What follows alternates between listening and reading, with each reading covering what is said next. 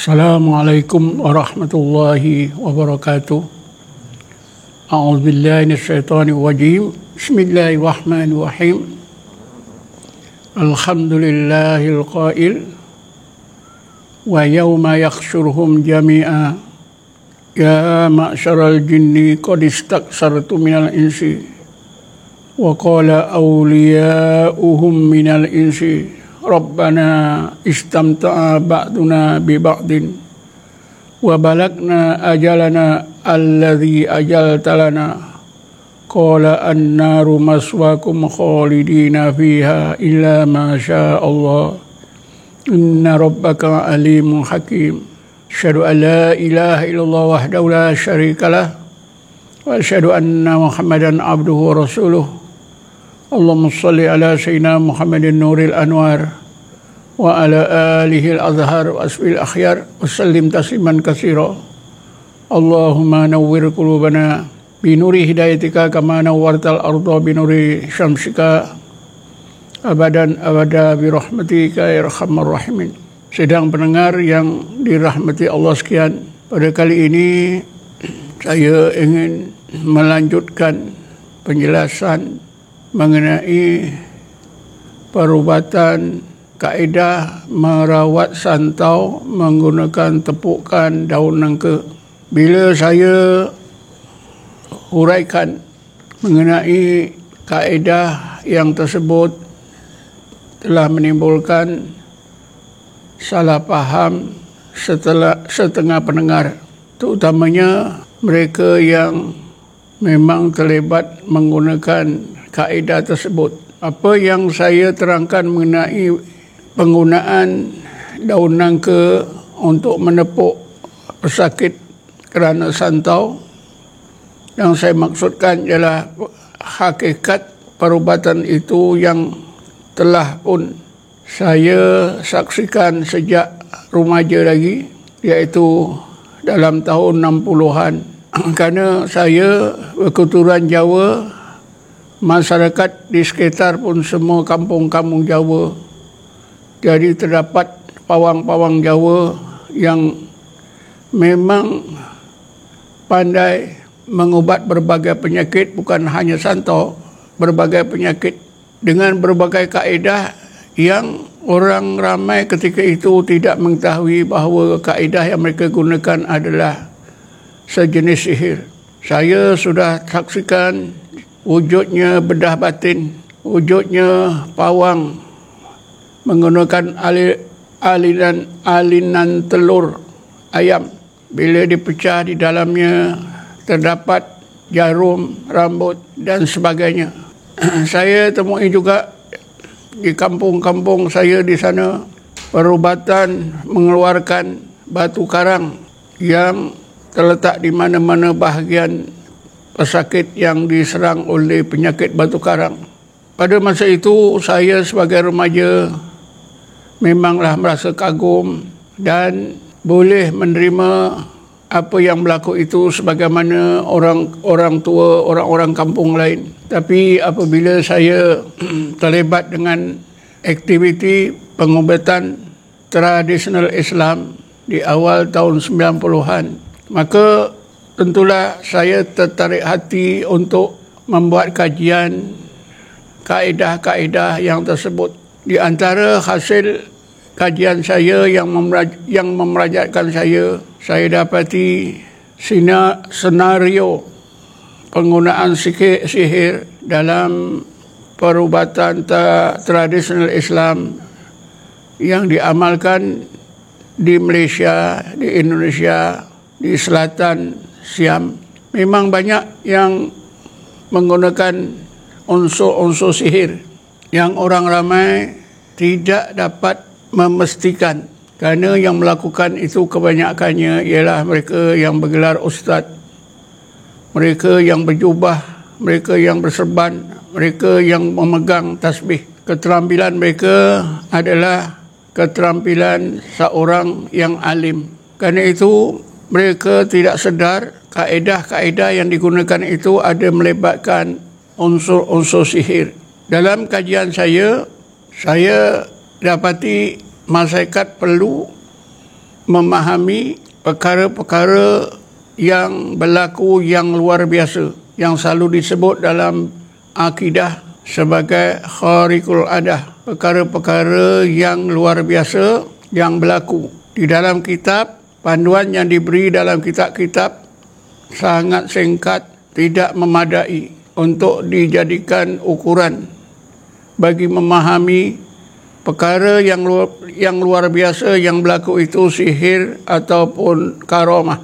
Panduan yang diberi dalam kitab-kitab begitu ringkas, antara lain menyebutkan sihir adalah perkara yang berlaku yang luar biasa yang dilakukan oleh orang-orang yang jahat. Karamah adalah perkara khariqul adah atau perkara yang luar biasa yang berlaku pada orang-orang yang soleh. Itu saja. Panduan ini sangat melirukan, terutamanya boleh mengelirukan orang ramai. Sihir pun mungkin mereka anggap sebagai karamah, kerana perkara yang luar biasa itu berlaku pada orang yang keterampilannya sangat alim. Kerana itu maka dalam kajian saya menerusi beberapa buah kitab, saya dapat panduan yang sangat berguna yang boleh saya kongsikan kepada para pendengar sekalian. Panduan untuk membezakan antara sihir dengan karamah, antara perkara-perkara yang luar biasa yang berlaku dilakukan oleh seorang, adakah itu sihir atau karamah. Panduan yang saya temui yang diberikan oleh Syekh Abdul Qadir Al-Jailani yang meninggal dunia tahun 561 Hijrah dalam kitabnya Al-Ghunyah.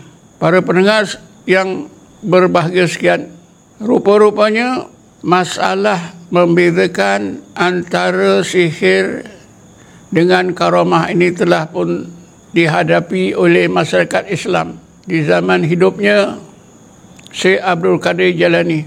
Masyarakat pada masa itu bertanya-tanya, macam mana kita nak membezakan perkara yang luar biasa yang berlaku dalam masyarakat itu sihir ataupun karamah. Maka Syekh Abdul Qadir Jailani menerangkannya, dan pandangan beliau ini diabadikan dalam kitabnya Al-Ghunyah. Antara lain, Syekh Abdul Qadir Jailani menegaskan perkara yang pertama, karamah datangnya daripada Allah, maka berlakunya secara mendadak, tidak diketahui bila berlaku, kerana mengikut kehendak Allah. Sihir oleh kerana perbuatan manusia yang dibantu oleh syaitan, maka perkara ganjil atau luar biasa sekiranya sihir memang dapat dijangka bila akan berlaku. Masanya itu boleh dijangka bila akan berlaku. Ini yang pertama. Sebagaimana mukjizat yang dikurniakan oleh Allah kepada para Nabi dan Rasul. Nabi-Nabi dan Rasul pun tak tahu bila akan berlaku mukjizat yang Allah kurniakan. Begitulah karamah. Seorang yang hampir dengan Allah tidak mengetahui bila Allah akan kurniakan kepadanya karamah, berlakunya perkara yang ganjil pada dirinya. Contohnya, seorang hamba Allah didatangi oleh satu keluarga membawa anaknya yang buta kepada hamba Allah ini, dan keluarga itu minta supaya hamba Allah itu meniupkan mata anaknya yang buta. Hamba Allah itu menegaskan dia tidak tahu mengobat mata dan tidak pernah. Maka hamba Allah ini tidak mahu meniup mata si anak. Tetapi oleh kerana didesak-desak oleh keluarga tersebut, terpaksalah hamba Allah ini tiup mata si anak. Tiba-tiba mata si anak yang buta boleh nampak. Ini adalah karamah. Selepas daripada itu, ramailah orang datang minta diobatkan mata mereka yang kabur, mata mereka yang buta. Tapi hamba Allah ni tidak mahu mengobat, kerana memang hamba Allah ni merasa beliau tidak ada kebolehan. Oleh kerana selalu didatangi oleh keluarga-keluarga yang minta tolong, hamba Allah ini akhirnya melarikan diri, bersembunyi di kampung yang jauh yang orang ramai tak tahu. Jadi jadi perkara yang luar biasa, mata yang buta boleh celik, berlaku tanpa diketahui masanya. Sebaliknya, kalau perkara yang luar biasa berlaku pada seseorang merupakan sihir, bukan karamah, maka perkara yang luar biasa itu memang sudah diketahui oleh orang tersebut akan berlakunya perkara yang luar biasa kerana menerusi sihirnya. Orang ramai pun sudah menjangka bahawa hamba Allah itu memang mampu membuat sesuatu yang luar biasa. Sebagai contoh, pawang yang mengobat seseorang dengan mengalin telur ayam kampung. Orang ramai sudah menjangka bila telur dipecah nanti di dalam telur itu ada objek-objek yang tertentu seperti jarum patah, rambut ataupun sebagainya. Memang berlaku. Memang betul. Kalau seorang pawang yang memberi khidmat untuk mengeluarkan batu karang daripada pinggang, daripada mempedu atau daripada pundi kencing dan sebagainya, memang orang ramai dah mengetahui si pulan itu boleh mengeluarkan batu karang daripada tubuh pesakit. Jadi yang pertama, sihir berlakunya sudah dapat dijangka, masa berlakunya sudah dapat dijangka. Karamah tidak sama sekali, tak dapat dijangka sama sekali. Yang kedua, sihir adalah merupakan kebolehan seseorang, jadi bakat seseorang, sifat seseorang. Tapi karamah kerana datang daripada Allah bukanlah merupakan kebolehan seorang, tapi itu adalah kurniaan daripada Allah Subhanahu wa taala. Ciri yang kedua ini sangat penting, kerana apabila kita temui dalam bidang perubatan Islam, perawat itu memang terkenal boleh melakukan perkara-perkara yang luar biasa seperti bedah batin, mengeluarkan itu, mengeluarkan ini, seperti alin telur, seperti keluarkan batu karang dan sebagainya. Memang orang ramai dah tahu si pulan itu mampu melakukannya. Sedangkan karamah tidak begitu. Tak ada siapa yang menjangka, yang mengetahui, kerana berlakunya secara mendadak, tiba-tiba. Dan orang yang dikurniakan oleh Allah karamah itu pun dia tidak tahu sama sekali. Yang kedua, sihir kejadian yang luar biasa jika sihir akan berulang-ulang perkara yang sama. Di dalam bahasa Arab, ala namtin wahidin. Kata Syekh Abdul Qadir Jailani, kalau sihir perkara yang luar biasa itu sama saja, tidak berubah. Maksud sama saja, kalau seseorang yang mampu mengeluarkan batu karang daripada pinggang ke dari mana-mana tubuh, maka kita dapati kaedah yang digunakan sama. Batu yang didakwa sebagai keluar daripada pinggang atau daripada mempedu sama, tidak berlainan, sama saja. Bedah batin pun begitulah. Apa yang berlaku nanti sama saja, tidak berubah-ubah, sama saja. Sekiranya telur yang digunakan untuk mengalin pesakit dibelah, biasanya di dalam telur itu ada jarum patah dan rambut, maka begitulah setiap orang ini mengobat orang dengan mengalinkan telur. Bila telur dibelah, yang ada itulah tidak berubah-ubah. Ala namtin wahidin. Saya temui ada seorang perawat Islam mengalinkan telur, ada tubuh pesakit. Bila telur itu dibelah, di dalam telur itu ada lipatan kertas, dan di atas kertas itu bertulis pertama jenis penyakit, kedua cara mengobatnya.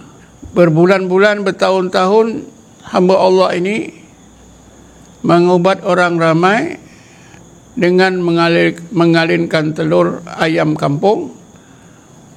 Bila dibelah, apa yang keluar sama saja, tidak berubah. Yang ketiga, perkara yang luar biasa, sihir, boleh terbatal dengan sebab. Tapi karamah tidak boleh terbatal dengan apa-apa sebab. Kerana karamah datangnya daripada Allah. Fa'alun lima yurid. Allah maha berkuasa apa yang dikehendaki. Jadi kalau sihir boleh terbatal dengan sebab. Misalnya, pembedahan batin bila dilihat oleh seorang yang memang imannya teguh, sentiasa dalam keadaan zikir dan muraqabah terhadap Allah, duduk dalam hakikat muraqabah ma'iyah, atau membaca ayat Quran seperti ayat kursi, insya-Allah orang tersebut tidak akan nampak berlakunya bedah batin. Tapi orang yang sama, yang duduk di sebelah orang tersebut mungkin nampak. Jadi yang nampak kerana imannya lemah, kerohanannya lemah, tidak ada persiapan.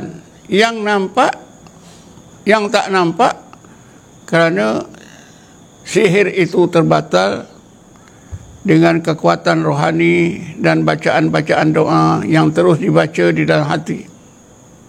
Inilah yang dimaksudkan kalau sihir boleh terbatal dengan sebab. Kalau karamah tidak boleh terbatal dengan apa-apa sebab. Selain daripada itu, kalau karamah biasanya Allah kurniakan satu karamah itu sekali, tidak berulang-ulang. Tapi kalau sihir, berulang-ulang benda yang sama. Jadi marilah kita analisakan apa yang berlaku bila seseorang yang didakwa kena santau diobat dengan cara tepukkan daun nangka. Yang pertama, berlakulah perkara yang luar biasa, khariqul adah. Kerana didapati keluar serbuk kaca, keluar dawai, dan kadang-kadang paku. Mungkin objek-objek lainnya yang didakwa keluar daripada tubuh badan pesakit. Dan apa yang keluar itu sama saja. Saya pernah didatangi oleh seorang pesakit yang mengaku telah dirawat oleh seorang perawat dengan menggunakan tepukan daun nangka sebanyak 42 kali. Setiap kali rawatan keluar benda yang sama. 42 kali bukan sedikit.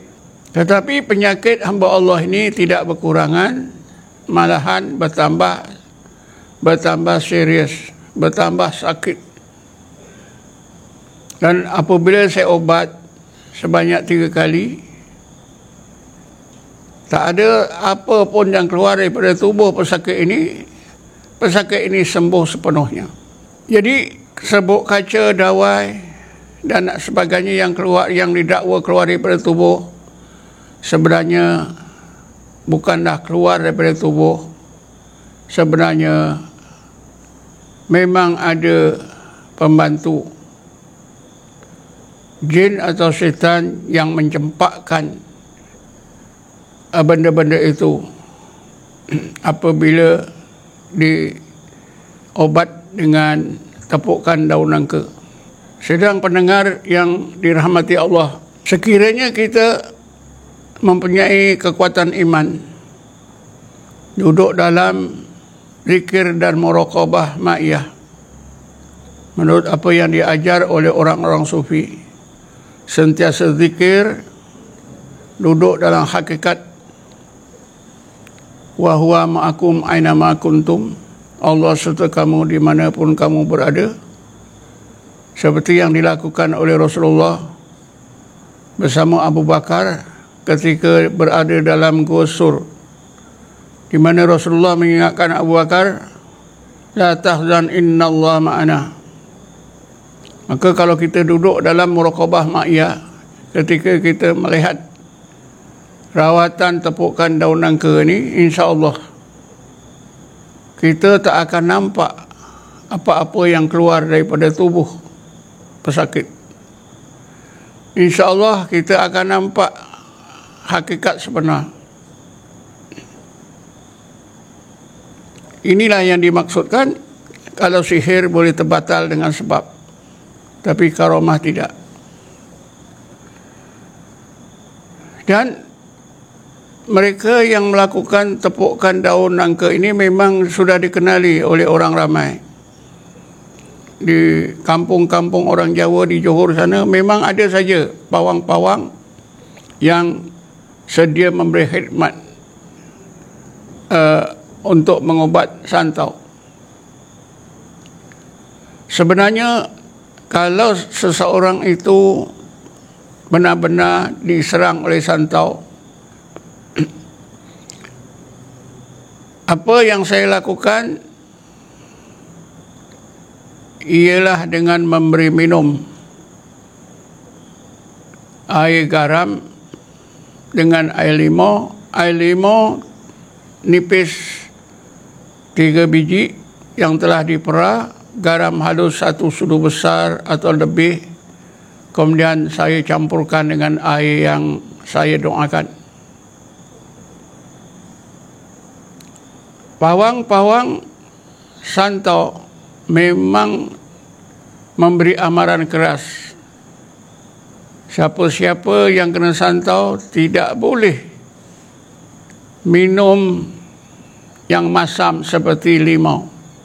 Nanti menambahkan penyakit santau tersebut. Penyakit santau akan jadi lebih serius. Tapi sebenarnya pandangan ataupun amaran pawang-pawang santau ini sebenarnya sebaliknya. Seseorang yang kena santau bila diberi minum air garam dengan air limau dan air yang sudah dibacakan doa, maka yang masamnya limau dan masamnya garam itu bila masuk ke perut diminum, maka seluruh jin syaitan yang ada dalam perut akan binasa. Orang tersebut akan mutah-mutah, mengeluarkan apa yang dinamakan unsur-unsur santau. Kadang-kadang selain daripada mutah, terberak-berak cair. Dengan itu maka segera sembuh. Inilah cara saya mengubat sesiapa saja yang datang yang mendakwa dirinya kena santau. Saya pernah didatangi seorang ibu berumur 30-an. Dia mutah darah selama 1 minggu di hospital swasta. Keluarganya menegaskan kalau dikumpul 1 hari darah yang keluar mungkin ada 1 botol setiap hari. Tapi bila doktor lakukan ujian kadar darah hamba Allah ini, sedikit pun darah hamba Allah ini tidak kurang. Jadi kerana itu darah yang kelihatan keluar dari mulutnya, mutah darah itu adalah tipu daya jin dan syaitan yang digunakan untuk santau. Ibu ini bila saya tanya, macam mana awak kena santau ni?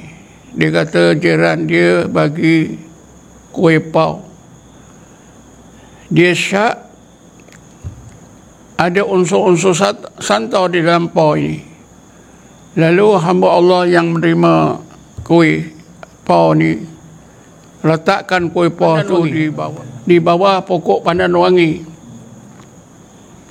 2 hari selepas itu pandan wangi itu mati, kering. Baik jugalah hamba Allah ni tidak makan sedikit pun kuih poh itu. Saya fikir kalau hamba Allah ni makan kuih poh ini mungkin dia segera mati, kerana sihir yang dimasukkan dalam kuih poh ni begitu kuat. Kuih poh ni diletakkan di bawah rimbun pokok pandan wangi pun mati. Tapi itulah kesan santonya itu berlaku juga, iaitu hamba Allah ni muntah darah selama seminggu di hospital. Akhirnya bila saya ubat dengan meminumkan ALG, air garam 5 tadi, hamba Allah ni muntah dan juga buang-buang air 1-2 hari, akhirnya sihat. Ini menunjukkan bahawa penyakit santo ni sebenarnya obatnya yang tepat ialah kita minumkan air limau nipis yang dicampur dengan garam dengan kadar yang secukupnya. Apa saja jin atau setan yang digunakan untuk santau yang berada dalam perut akan binasa.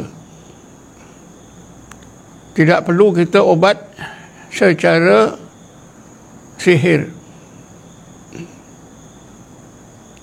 Para pendengar yang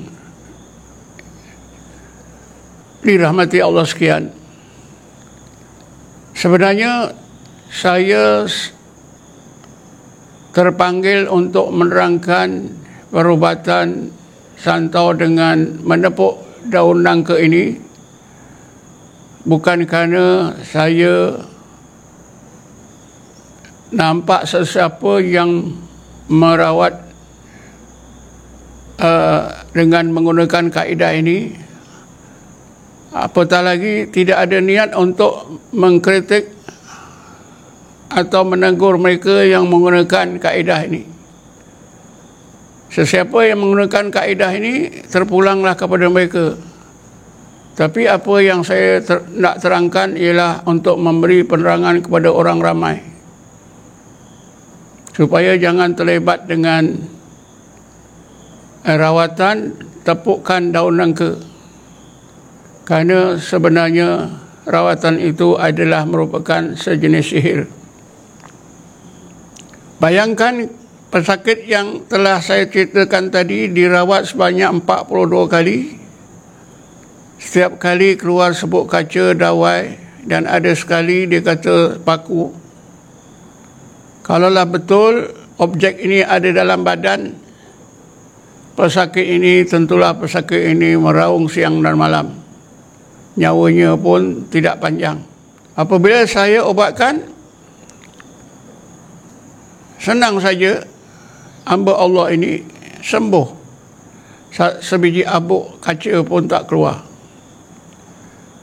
Akhir sekali saya terpanggil untuk menjelaskan perkara ini supaya kita tidak terjebak dengan tipu daya jin dan syaitan. Kerana nasib kita di akhirat nanti sudah disebut oleh Allah dalam ayat 128 surah Al-An'am yang telah saya bacakan di awal tadi. Saya ulang lagi sekali. Bismillahirrahmanirrahim. Wa yawma yakhsuruhum jami'a ya ma'syaral jinni qad istaksartu minal insi wa qala awliya'uhum minal insi rabbana istamta'a ba'duna bi ba'din wa balagna ajalana alladhi ajalta lana qala an-naru maswaakum khalidina fiha illa ma syaa Allah inna rabbaka alimun hakim. Pada hari dikumpulkan semua jin dan manusia, juga syaitan di padang mahsyar, Allah berfirman, wahai gulungan jin dan syaitan, kamu telah menyesatkan ramai manusia. Qad istaksartu minal insi, kamu telah menyesatkan ramai manusia. Wa qala awliya'uhum minal insi, maka berkatalah manusia yang menjadi rakan kongsi syaitan-syaitan jin-jin itu, Rabbana istamta'a ba'duna bi ba'din, ya Allah, ya Rabbuna, memang betullah ketika kami di dunia dulu kami berkawan, kami bantu-membantu, dan kami karena itu kami dapat kebaikan antara satu sama lain. Kami dapat pertolongan dari jin, kami dapat kebaikan. Jin dapat pertolongan dari kami, jin-jin itu, syaitan itu pun dapat kebaikan. Tetapi ya Allah, dalam keadaan itu tiba-tiba ajal yang kau tetapkan sampai. Wa balagna ajalana alladhi ajaltanana. Ajal yang kau tetapkan telah sampai ya Allah, tiba-tiba, maka kami mati tanpa bertaubat ya Allah. Qala an-naru maswakum khalidina fiha illa ma sya'allah. Maka Allah berfirman, kalau begitu wahai jin dan manusia, tempat kamu semua adalah dalam neraka, kekal selama-lamanya di dalamnya kecuali apa yang Allah kehendaki. Jadi mengenangkan amaran Allah yang sangat keras ini, ayat 18 surah Al-An'am, maka saya terpanggil supaya menjelaskan perkara yang sebenar mengenai penggunaan sihir di dalam perubatan Islam, seperti penggunaan kaedah tepukan daun nangka. Dan memang kita boleh buktikan kaedah ini adalah kaedah sihir. Kalau kita gunakan unsur-unsur perbezaan antara sihir dengan karamah yang telah dihuraikan oleh Syekh Abdul Qadir Jalani dan kitabnya Al-Ghunyah, itu pun sudah memadai. Jadi saya tidak ada tujuan bercakap, ulasan saya ini tidak ada tujuan untuk saya tujukan kepada mana-mana pihak, mana-mana orang, mana-mana individu. Saya hanya merasa berkewajipan menjelaskan perkara ini.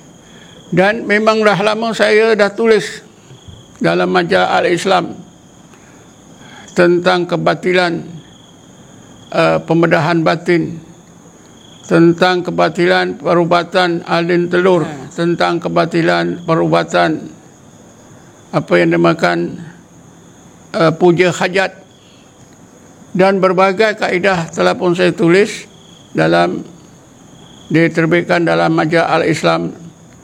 Tapi malangnya majalah Al-Islam sekarang sudah tidak terbit lagi, tapi tuan-tuan masih boleh lihat dalam media sosial. Jadi kegiatan saya menjelaskan tentang unsur-unsur sihir di bidang rawatan Islam di negara kita ini sudah lama, bukan sekarang. Dan bukan hanya perubatan tepuk daun nangka saja, tapi berbagai kaedah-kaedah perubatan yang menyalahi akidah dan syariah telah saya terangkan. Perkara-perkara khurafat, perkara-perkara yang menyalahi akidah, merosakkan akidah, telah pun saya tulis, sebenarnya telah pun saya huraikan dalam seminar-seminar yang telah dianjurkan oleh berbagai pihak. Jadi setakat inilah saja. Wallahu alam. Assalamualaikum warahmatullahi taala wabarakatuh.